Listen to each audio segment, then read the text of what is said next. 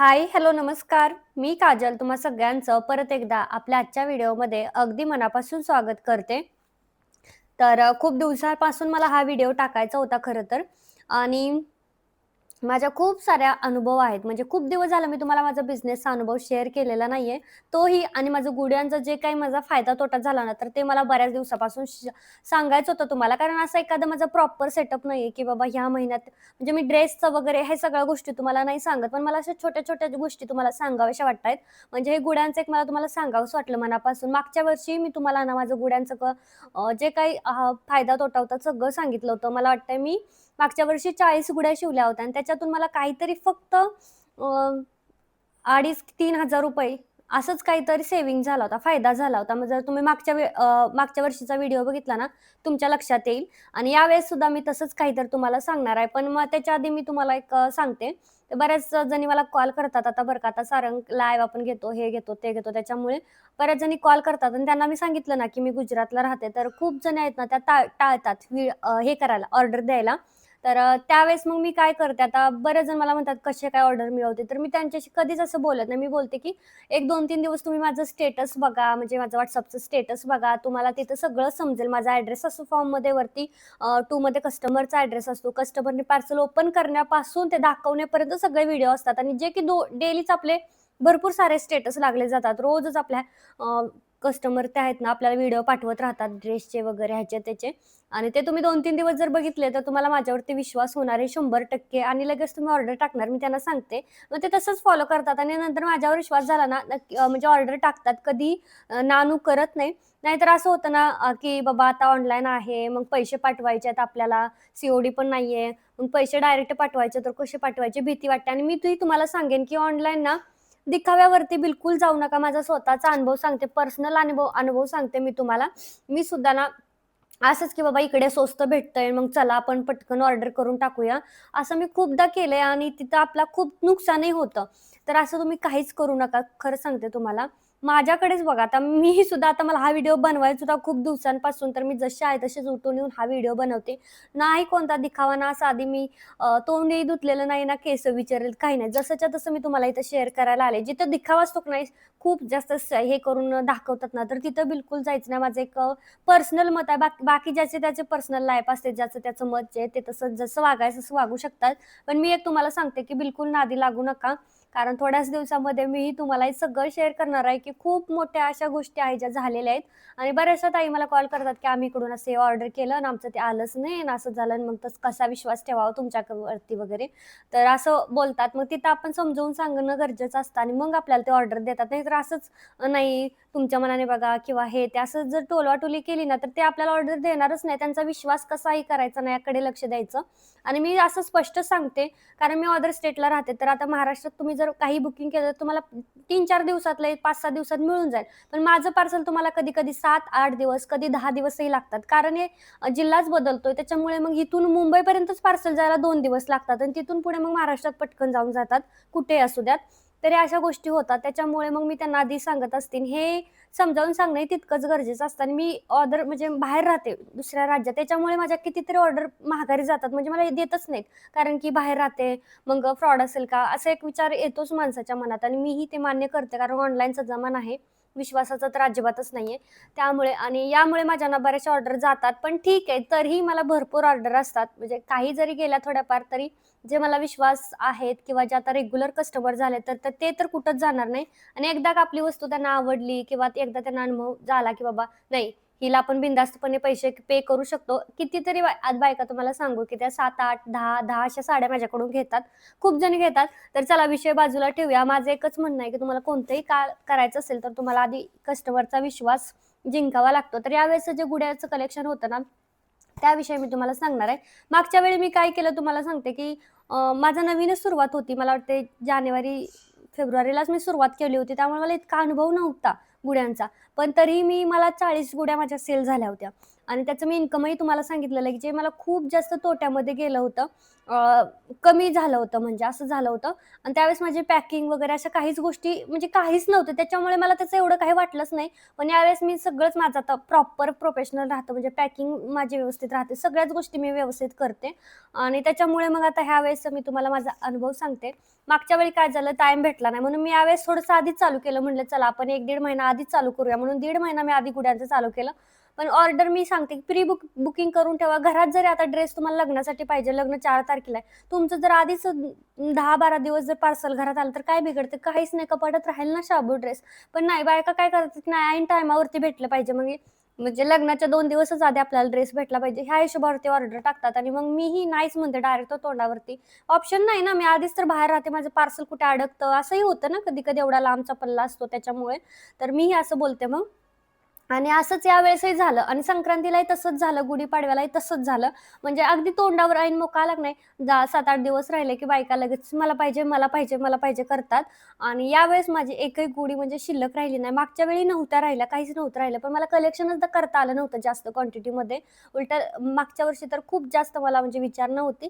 पण झालं असं होतं, की आपण काही चुकीच्या गोष्टी शिकतो आणि त्याच्यामुळे ते चुकीचं होत जातं. मागच्या वेळेसच्या माझ्या गुड्या बघितल्या ना तुम्ही, तर त्याला घेरच नव्हता. असं म्हणजे अशा ज्या फ्लेअर राहतो का नाही, तर तसा फ्लेअरच नव्हता माझ्या गुड्यांना. कारण मी YouTubeवरती बघूनच गुडी शिकली होती. त्याच्यामुळे मला ते येत नव्हतं. पण माझा मागच्या वर्षीचा अनुभव माझ्या डोक्यात बसलेला होता, की आपली इथं इथं चूक झाली होती. हे चुकलं होतं आपलं. मग मी ते सुधारलं आणि यावेळेसच्या माझ्या गुड्या तुम्ही बघितल्या ना, अगदी लांबीला भरपूर होता, घेरदार होत्या. मी सगळ्यांचा रिव्ह्यू मी एक व्हिडिओ शॉर्ट शेअर करणार आहे, जे मला हॅपी कस्टमरनी म्हणजे म्हणजे कस्टमरनी सगळ्यांनी फोटो पाठवले होते गुड्यांचे.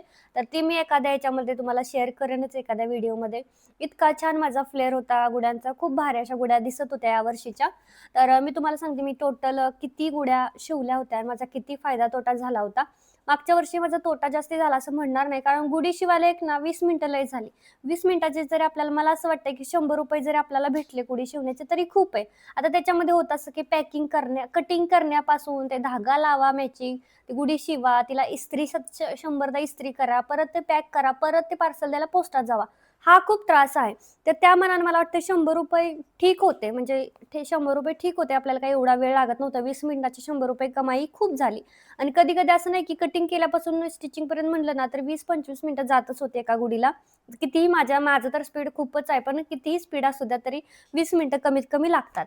तर मी जे गडवाळ टाइप म्हणजे अशा सिल्क साड्यांमध्ये केलं होतं नाही सेमी गडवाळमध्ये, तर त्या मी 15 साड्यांच्या गुड्या शिवल्या होत्या आणि एका साडीमध्ये 4 गुड्या रेडी होतात. म्हणजे 15 साड्यांमध्ये माझ्या जवळ-जवळ 60 ते 65 इतक्या माझ्या गुड्या त्या साड्यातून रेडी झाल्या होत्या. अ, पेशवाई टाइपच्या. आता तेवढ्या 60 गुड्यांमध्ये तुम्ही मला ₹100 मार्जिन पकडा. आता होतं असं कसं 4 गुड्या तयार झाल्या. मी 350 फ्री शिपिंगला दिली होती. त्याच्यामध्ये आपलं शिपिंग येतं वगैरे. शिपिंग ₹50 पकडा. एका साडीमध्ये 4 गुड्या तयार होतात. म्हणजे आपलं ₹200 शिपिंग गेलं. ठीक आहे ₹200. तसा आपला 4 जर गुड्या झाल्या ना 350 ने तर ₹1400 होतात. त्याच्यातलं आपण ₹200 शिपिंगचं काढूया, ₹500 साडीचं काढूया. तरी सुद्धा अर्ध पैसे आहेत ना मिळत होते. म्हणजे अर्धा फायदा झाला होता. जरी आपला ₹1200 खर्च झाला पकडून चालू, तरी ₹600 ते हातात आले होते मला गुढीचे सेमी गडवाळमध्ये. म्हणजे त्या साडीतून मला गुढी शिवणं परवडलं होतं. म्हणजे त्या साडीतून आता मी 70 पकडून चालू, 60 पेक्षा जास्त शिवला तर 60च पकडू. 60 गुड्यांमधून मला प्रत्येक गुढीला जरी ₹100 जरी फायदा झाला, तर माझा 6,000 इतका फायदा नुसता त्या 60 गुड्यांमधून झाला होता. त्याच्यानंतर आता येऊया आपण पैठणीच्या गुड्यांवरती. तर स्टार्टिंगला मी जी लेस मागवली होती, तर ती 5 मीटर लेस होती आणि त्या 5 मीटर लेसमध्ये मला वाटतंय फक्त 12 की 13 गुड्या रेडी झाल्या होत्या. ज्याची प्राईस मी सुरुवातीला 399 ठेवली. मला वाटलं परवडेल.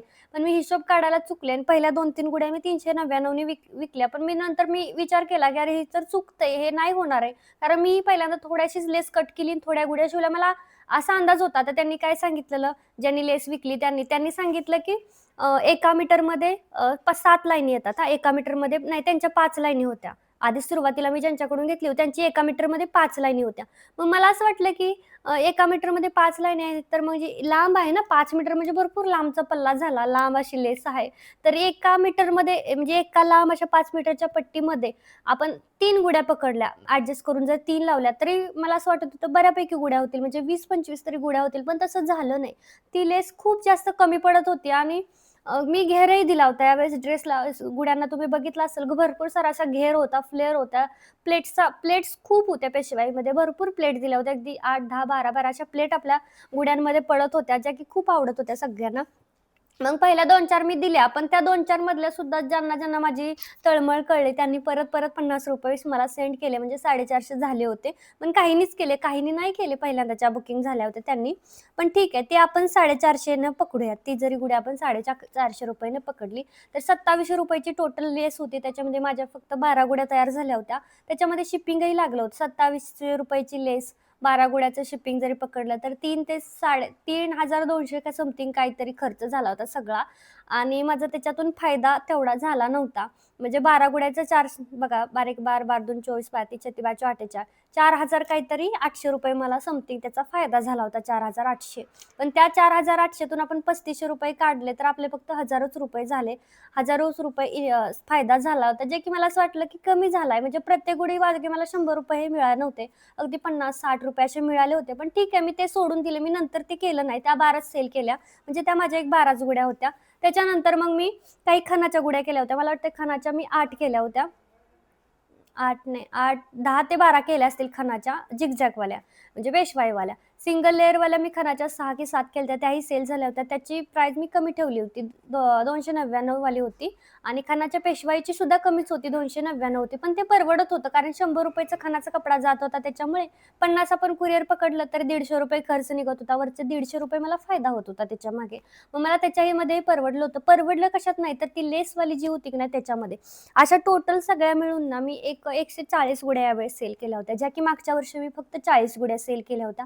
ह्या 140 गुड्यांच्या मागे तुम्ही एक ₹70 ही लावा. 100चा फायदा नका लावू. म्हणजे सगळ्यांचं ॲडजस्ट आपण केलं आणि ₹70 जरी फायदा झाला तरी पण 140 गुड्यांचा किती फायदा होतोय ते तुम्ही बघू शकता. आणि त्याच्यानंतर मी नंतर इथे एक सुरतचा वेंडर शोधला, जे की लेससाठी मला परफेक्ट वाटला. मग त्यांच्याकडून मी लेस घेतली, तर ती लेस मला वाटतंय काहीतरी ते ₹2200 ला काहीतरी आली होती तेवढीच. 7चे लेयर होते. तर 7 हे होत्या त्याच्या लाईन होत्या, 7 लाईन. एका मीटरमध्ये 7 लाईन होत्या. मग त्याच्यामध्ये मला वाटतंय माझा जास्त फायदा. तर मग हे सगळं असं होतं, तर फायदा तोट्याची गोष्ट नाही. मला असं वाटतंय किती का असेना म्हणजे मिळणं महत्त्वाचं आहे, तर हे केलं पाहिजे सगळ्यांनी. आणि नेक्स्ट टाईम नसेल केलं ना, तर नेक्स्ट टाईम नक्की यावरती करा. कारण 1-2 जणींचा मला फोन आला होता, की तुला कसं परवडतंय का तर याच्यामध्ये आणि काहीच फायदा नाही. मी केलं होतं थोडंफार, पण मला नाही फायदा झाला. तर आता बायकांना असं वाटतं, की नाही एकच आता काही ठिकाणी आहे बरं का, एक जर ब्लाउज शिवला तर 500, 600, ₹700 पण शिलाई आहे. पण काही ठिकाणी 150 ते 100च आहे. मग त्यात जिथं 100-150 आहे त्या बायका कसं शिवत असतील? म्हणजे तेवढंच कष्ट घेतात त्या पण. 500 वाले जेवढे घेतायत ना तेवढेच. तर हे असं असतं आपल्या एरियानुसार प्राईस ठरत असते आणि त्याच्यामुळे मग तेवढे मिळते ना, तर तेवढंही घेतलं पाहिजे. कारण हे एक दिवस असतात, नंतर सीझन गेला की काही नाही. आता कोण घेणार आहे त्याला आता सीझन संपल्यानंतर? तर अशा सगळ्या गोष्टी असतात, त्याच्यामुळे केलं पाहिजे. बाकी तुम्हाला हा व्हिडिओ कसा वाटला मला कमेंटमध्ये सांगा. आवडला असेल तर लाईक करा, शेअर करा आणि चॅनललाही सबस्क्राईब करा. भेटूयात उद्याच्या ब्लॉगमध्ये. Bye bye.